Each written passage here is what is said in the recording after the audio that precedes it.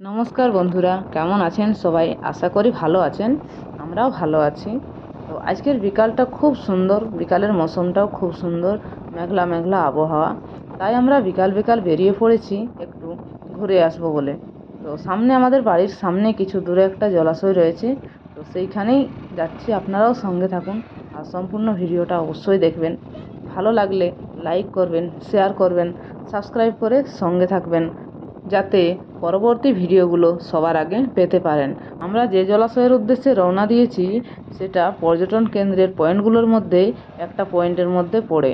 জলাশয়টা খুবই সুন্দর এবং দেখতে খুব ভালো লাগে।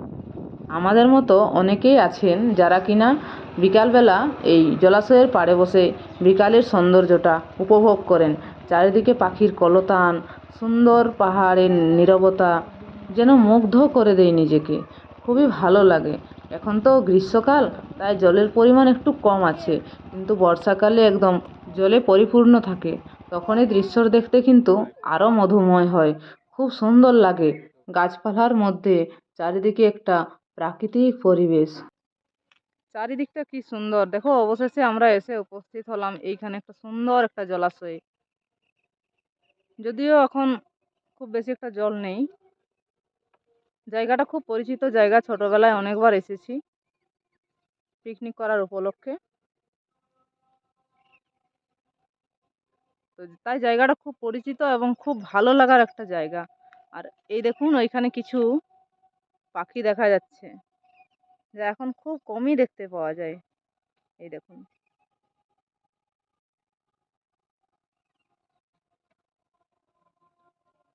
এইখানেও দুটো আছে, অনেক দূরে আছে তাই খুব বেশি একটা বোঝা যাচ্ছে না।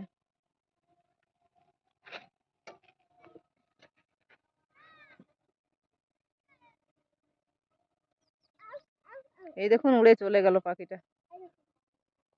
দেখতে বকের মতোই, কিন্তু বকের থেকে একটু বড়, আর একটু কালো টাইপের। বক সাদা রঙের, হয়তো হয়তো বক প্রজাতিরই কোনো একটা পাখি, ওর থেকে বড়।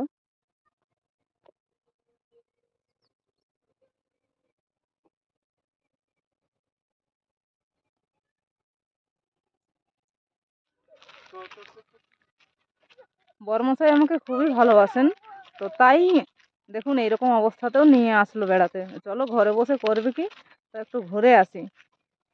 এক ছেলেকে নিয়ে এসেছি, দুঃখ এক ছেলেকে নিয়ে আসতে পারিনি।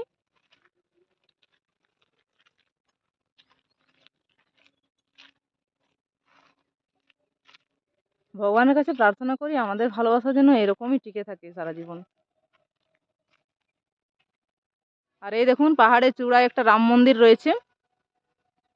তো এখন তো আমাদের যেতে বনবে না, তাই ওখানে আর যাচ্ছি না। জলাশয়টা খুবই পরিচিত একটি জলাশয়।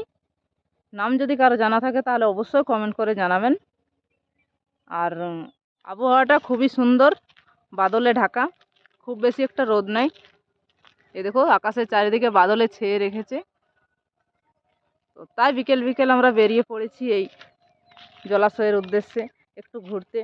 মনটাও ভালো লাগবে, ফ্রেশ লাগবে। আর এই দেখুন এই গাছটা দেখতে পাচ্ছেন, এটা বড় একটা গাছ। এটা হচ্ছে, যেমনই গাছটা বড় তার এমনি গাছটার নাম, এটা হচ্ছে বট গাছ। তো খুব পরিচিত এই গাছটা।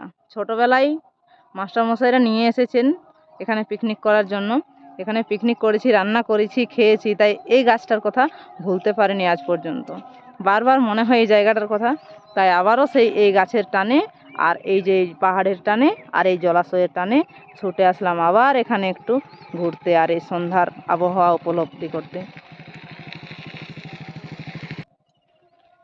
এই দেখো আমার ছেলেও খুব আনন্দ করলো এখানে এসে। কি বন্ধুরা, চিনতে পারলেন এটা কোন জলাশয়? এটা হচ্ছে টুরগা ড্যাম, পুরুলিয়ার পর্যটন কেন্দ্রের মধ্যে এটাও একটা পয়েন্ট।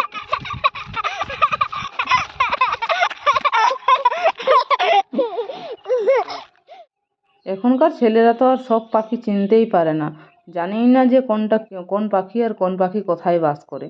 তো তাই তাকে বসে বসে দেখাচ্ছে, দেখো বেটা ওইখানে একটা পানকৌড়ি আছে। তো যাই হোক বন্ধুরা, অনেকক্ষণ বসলাম, ঘোরাঘুরি হলো, আড্ডা দেওয়া হলো।